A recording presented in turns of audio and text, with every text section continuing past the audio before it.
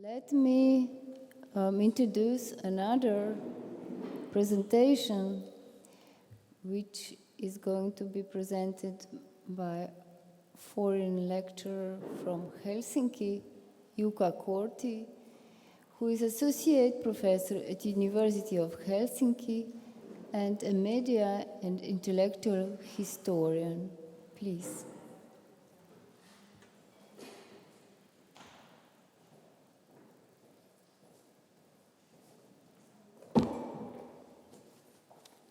Thank you, Nietzsche, and for presenting me, and good morning for everybody, or is it already a day?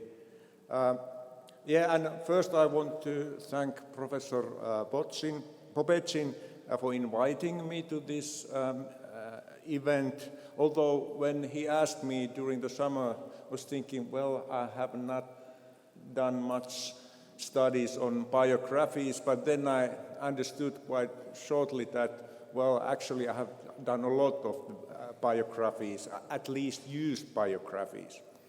And of course I want to also thank all the other organizers here at the Institute of Cultural History, also Petra and Siva. It's really great to be back here in Ljubljana, which I find one of the most beautiful and one of my favorite cities in whole Europe. What I'm going to present are some certain thoughts and dimensions of how I have used biographies in my own studies, and also through few examples which come from the history of Finland, Finnish history, which I have studied mostly. Well, as mentioned in my works on Finnish intellectual history, biographies have obviously been one of the central sources for my studies. I have conducted 3 large studies over the last 15 years or so, in which the National Biography of Finland database has been the major tool in my work. And these kind of digital collections and databases obviously provide many new opportunities for research, new digital tools for data creation, searching, browsing, and of course analyzing, both from the perspective of distance and close reading, not only provide new tools for historical research, but also have the potential to reveal new dimensions out of the past. However, although the databases have been available for some time, their use transnationally has been quite difficult due to various restrictions on exploiting the data. Hence, there is a need for creating large European cultural heritage databases, such as for biographies or other intangible language-based accounts. I have understood that this consortium, Intavia, is about advance this aim. And I think your project is highly important to providing access to cultural and historical data across Europe, or the whole European cultural heritage. As mentioned, I give you a couple of examples of my own work. I'm currently directing a research project on the 100-year history of the Finnish broadcasting company, YLE, Public Broadcasting Company. I'm also the vice chair of the wider consortium on this YLE's history, which actually includes 4 universities and 3 sub-projects, and I'm a principal investigator of one of those sub-projects titled Yle, Finn and the Finns, YLE, Finn and the Finns. And we are interested more on this quite abstract things such as Finnishness or nationality. Only a few months ago, I heard that the National Audiovisual Institute in Helsinki, one of the main tasks of which is to safeguard Finnish broadcasting culture, is updating their radio and television archive database according to the ideas of linked data. Well, I immediately contacted the directors of the archive, and already in early June this year, our researchers, including myself, and a couple of my students found ourselves pre-testing the software. The beta version of the database will be ready for use in next month or in the end of this year, and actually one of my students who was pre-testing, we are hiring her as our research assistant to look at the databases. It was evident that these new tools provide new insights into the history of British broadcasting, especially in terms of using the metadata of radio and television programs. And since the institutional history of YLE has written in the 1990s, actually the first history was published already in the 1950s, there is a need to find new perspectives on the history of the company. And in this our part of the project, we are interested in this kind of ideas. So quite abstract things. So in order to find new ways to approach with these kind of themes on the history of broadcasting company, these new digital possibilities evidently are very useful. The new radio and television archive database is based on the systematic that SECO, the Semantic Computing Research Group at Aalto University and the University of Helsinki has been building for some time, the so-called SAMPO model, which I know that many of you know already, and we are going to hear about more later, especially I think tomorrow. I actually heard about this new radio and television archive database when Professor Eero Hyvönen briefly mentioned it when he was introducing the latest linked open data, or I don't know if it's already, is it the latest one, this service and the semantic portal Parlement Sampo about the Finnish parliament, and I think it was in March this year. Therefore, I want to publicly thank Professor Hyvönen for this valuable information for our project. In addition to presenting these new kinds of digital possibilities for research, the use of artificial intelligence has recently provoked discussion here in academia, as in almost all areas of society, about how we should deal with AI in studies. Not only research, but also in studies. As has been seen, AI has been seen as a problem in terms of ethics, but also as an opportunity. For example, my university, the University of Helsinki, has recently encouraged degree programs and teachers to use AI in their teaching. But as we know, AI can also be utilized in making presentations. I don't know, many of you have already tried this one. Somebody probably don't want to mention about it. But however, when I started planning this presentation, I gave ChatGPT the command, make a presentation on Finnish biographies.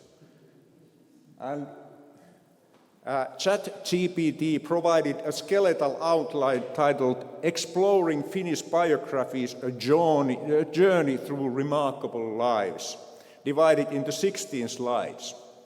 They included an introduction, agenda, and contextualization of Finnish history, which, of course, would be well-justified elements if I was going to give a speech on Finnish biographies. That is not the case here, though. One of the slides was titled Prominent Finnish Figures and included the composer Jean Sibelius, architect Alvar Aalto, and artist Tuve Jansson, the mother of Moomies. Apparently, AI mapped and searched the databases that include the National Biography of Finland, which, as mentioned, I have used a lot in my works on intellectual history. Concerning its open access English language articles, the website of the National Biography of Finland writes, "This online collection of over 100 Finnish histories includes famous national figures, politicians and artists, as well as witch burned at the stake and an 18th century bear hunter. Together they provide a panorama of Finnish life and culture from medieval times to the present day." However, although it says that it provides a panorama of Finnish life and culture, it is worth emphasizing that the online collection mostly includes famous national figures, politicians and artists. Biography Sampo, which is part of this participant in this interview, is based strongly on short biographies published by the Finnish Literature Society, if I have understood correctly. And the website of the Biography Sampo include pictures of politicians, musicians, artists, athletes. So one could ask how a panorama of Finnish life and culture can be presented if only consists of a minority stratum. Yes, I know that Biography Sampo was also created within a knowledge network of linked biographies that include War Sampo, Wikipedia and Geni.com, which also include ordinary people as well. The website of Semantic Seco tells us that the traditional perspective on great men and women has been expanded nowadays to minorities and the so-called ordinary individuals to create more balanced picture. Biographical information is published online in abundance elsewhere, such as Wikipedia.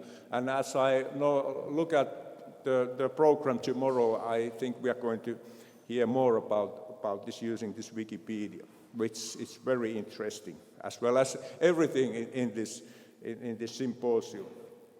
However, although I do not know the share of ordinary people in Biography Sampo, I assume that the salt of the earth is a minority in the database. What I'm saying is that the National Biography of Finland and many other biographies as well, many national biographies, is about elite, the elite. Well, for a social science historian or social historian, this is problematic. But for an intellectual historian, it's more acceptable, because we are, as we heard in Jeremy's talk just recently, we are more interested on these certain individuals. Intellectual historians, as well as scholars writing institutional histories, such as the history of broadcasting company, are first and foremost interested in opinion leaders and people in power. Yet, my kind of a media historians have also been interested in the social history of media. I have conducted a couple of studies on the social history of media, and actually in this history project on the broadcasting company, we are also interested about ordinary people, the common Finnish people who listened for the first time radio in the 1920s and when they watched television for the first time in the late 1950s and so. But what is elite? According to the Cambridge International Dictionary of English, a print version that I found in my bookshelves, this is from the 1990s, elite means the richest, most powerful, best educated and most trained group of a society. In terms of sociological and political theory, elites hold a position of importance in society. Quote, they accept one another, understand one another, marry one another, tend to work and to think, if not together, at least like, unquote, as American sociologist C. Wright Mills stated during the golden age of American social sciences in the 1950s. Namely, social scientists were interested, I've studied the history of social sciences as well, often in terms of class theories, in scrutinizing the high and the mighty during the modern history of industrializing nations in the 20th century. Nevertheless, as Mills states, the networks are crucial to understanding the elite. And this not only concerns small young nations with small elite circles such as Finland or probably Slovenia, but also major European countries such as France, Germany, and Great Britain as well. However, elites were not a popular subject on research during the latter part of the 20th century when economic inequalities diminished and the interdependencies between the upper and lower classes groups were moderated in Western countries. In history studies, new trends such as the rise of the history from below since the 1960s approach in academic history research decreased interest in elites at the end of the 20th century. In the 2000s, we have seen the rise of new type of elite research, a case point being Thomas Piketty's influential study on wealth and income inequality since the 18th century. Indeed, one reason for the growing interest in economic elites is globalization, in which the dependency of national economic elites on the working classes and their organizations has weakened. Nevertheless, elite research is alive and kicking in history research, which can be noted in the European Social Science History Conference, for instance. Elites and Forerunners is one of the networks of the ESSHC, and according to my experience chairing these kind of a network sessions during last conferences, in recent conferences, it's rather active and diverse in many ways, very interesting papers. Or, for instance, last spring in Gothenburg, Sweden. Although I was not going to make a contextualization or introduction of Finnish history as ChatGPT suggested, a couple of things, and actually this also is linking to what Jerome talked about, the role of the state and individuals. The concept of an elite can vary depending on the context and criteria used to define it, but it generally refers to a small, distinguished and influential segment of larger population.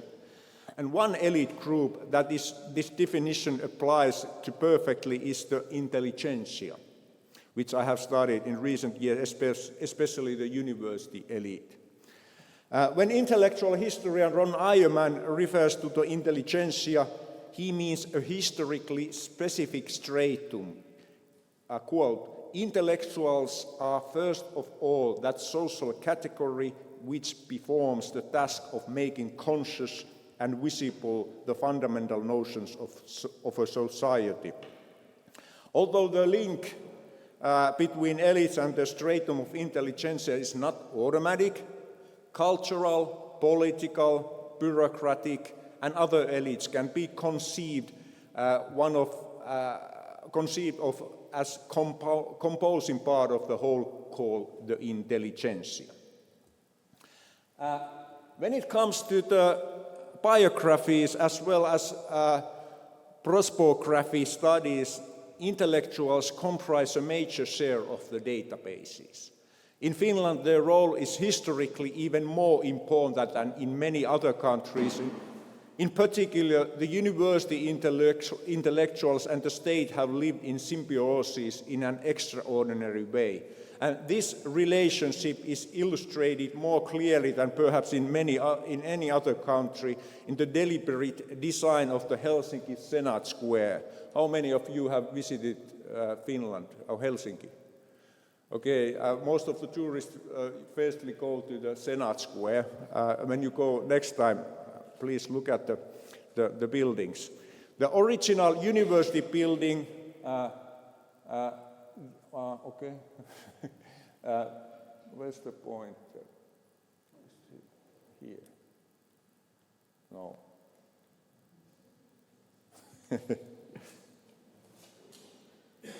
I did something. Okay. Let's go back to.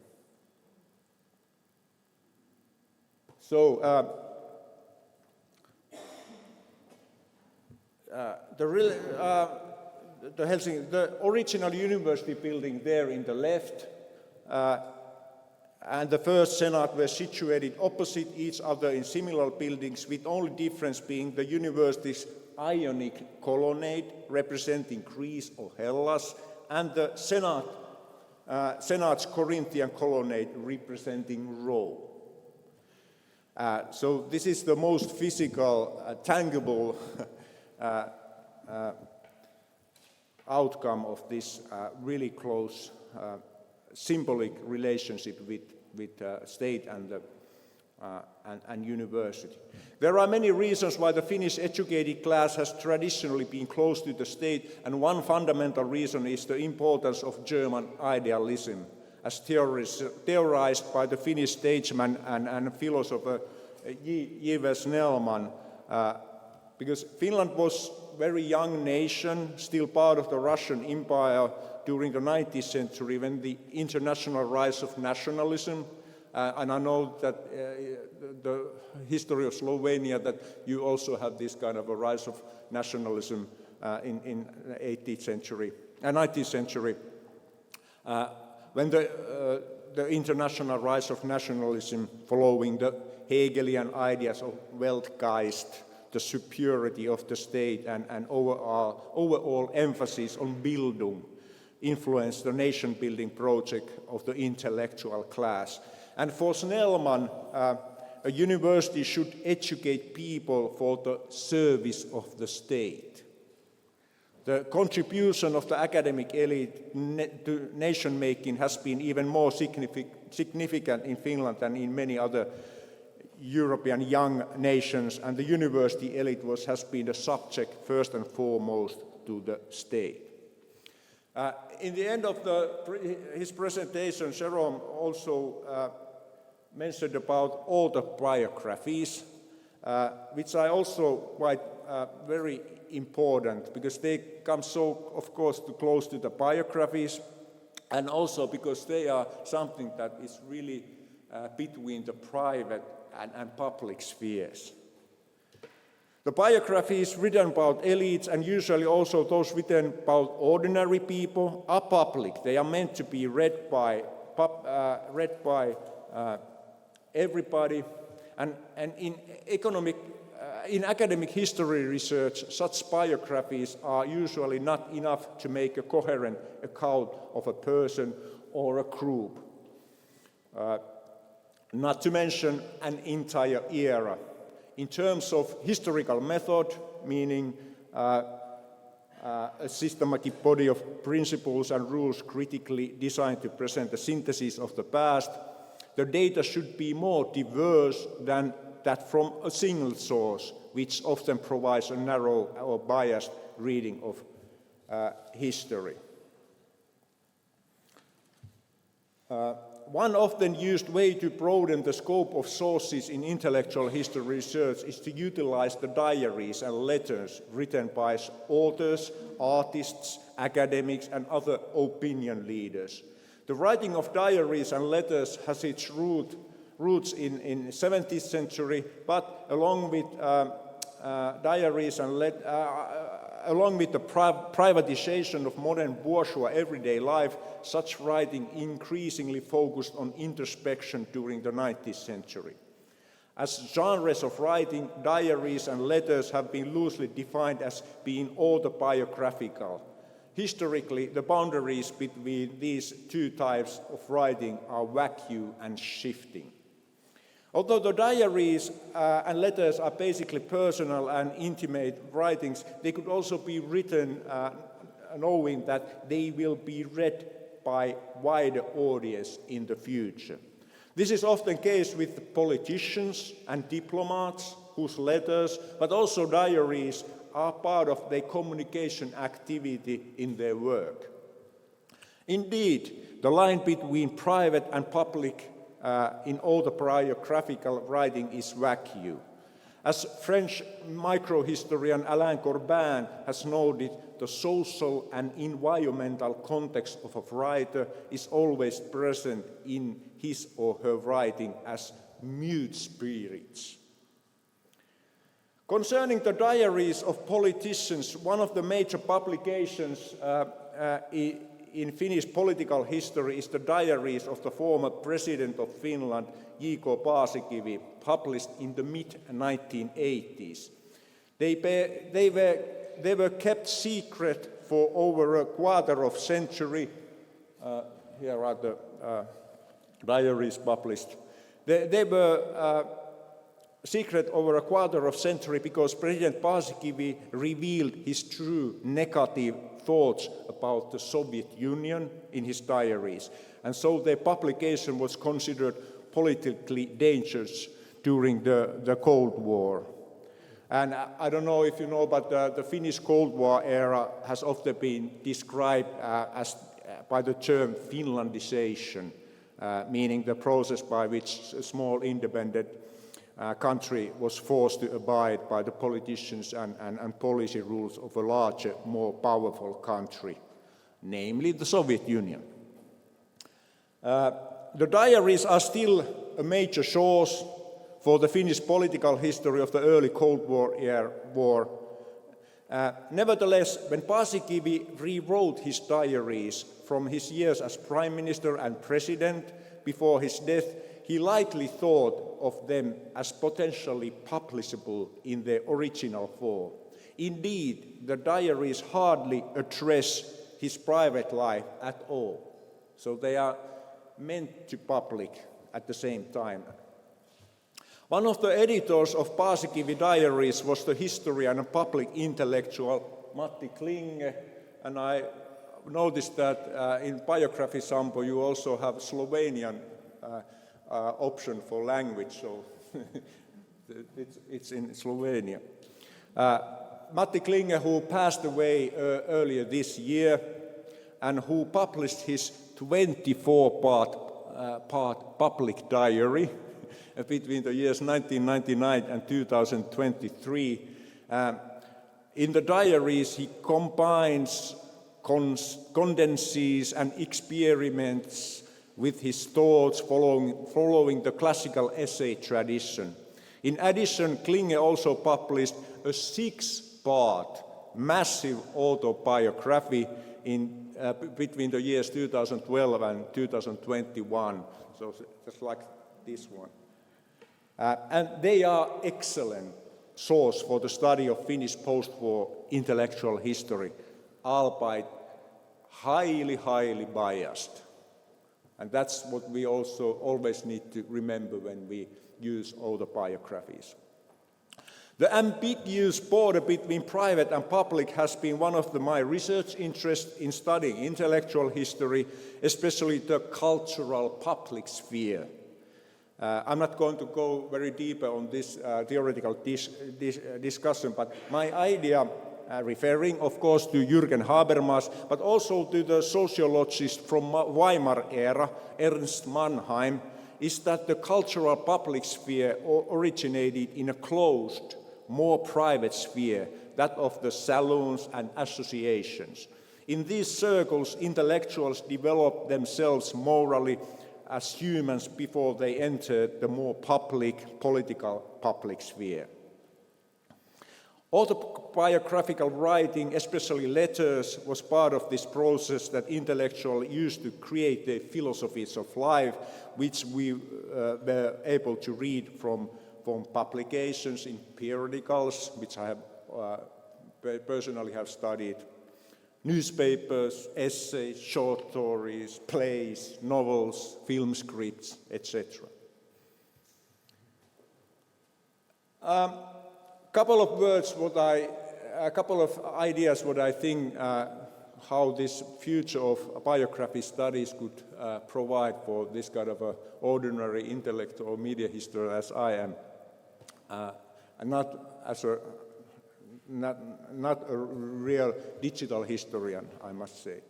Well, unlike printed text in book and newspaper collections, handwritten materials have been much more difficult to utilize in terms of digital history. However, this situation is changing, as I have understood. For instance, the recognition and enrichment of archival documents, this READ project funded also by Horizon 2020 by European Commission, has is this transcriptorium project, which is developing capabilities for computers to read handwritten texts. This also provides possibilities to research handwritten text produced by ordinary people, such as wartime letter collections. Another source to be utilized in biographical research as well as intellectual history studies more systematically are obituaries. The culture of writing obituaries varies from country to country, but as a genre of biographical writing, they are a unique source combining the private and public spheres.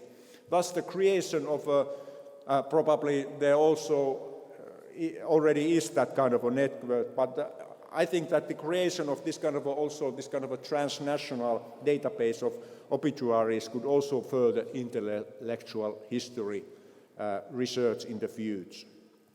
So, elites can exist in various domains, including politics, business, academia, sports, and culture, and they may be characterized by their prominence, exclusivity, and often a degree of privilege or advance of others. Nevertheless, these individuals or entities often possess exceptional skills, knowledge, wealth, power, or influence that sets them apart from most of the population. However, who we include in the elite? I come back to this, what ChatGPT suggested for my presentation. However, who we include in the elite and what kind of persons we highlight changes over time and is dependent on the historical context. What is remarkable both in this ChatGPT presentation of Finnish biographies mentioned above, as well as the Biography Sampo webpage, is the relatively equal share of accounts about women. It's in this, what ChatGPT suggested, there's one section of notable Finnish women. In Finland and the Nordic countries, this can be explained by the historical politics of equality between men and women, but it also tells us much about the overall cultural change, how we look at the gender issues and the position of women in society and culture, at least in Western cultures. And these are the suggestions for one slide. Aino Sipelius, well, she was a wife of this famous composer. Minna Kant, writer and advocate for women's rights, very important person in the Finnish history, intellectual history. And also Hella Vuolijoki, playwright and political figure who we are actually studying in our this current project on the history of broadcasting company, because she was the head of the YLE after the Second World War, very controversial time in the post-war years. The same can be said also about the share of the text in the front page of Biography sample. There are lots of the wife of the president, Dr. Jenni Haukio, Jutta Urpilainen, who's the member of Commissioner of European Union, and cultural figures as this Angelin Tytö, but also sport heroes, and etc. But what is interesting is that there are also immigrants, such as the head of the Finnish Muslim Society, as well as one politician with a Somalian background. So, in conclusion, not only our ways of studying elites, but also what the elite consists of, changes along with the development of our cultures and societies. Thank you.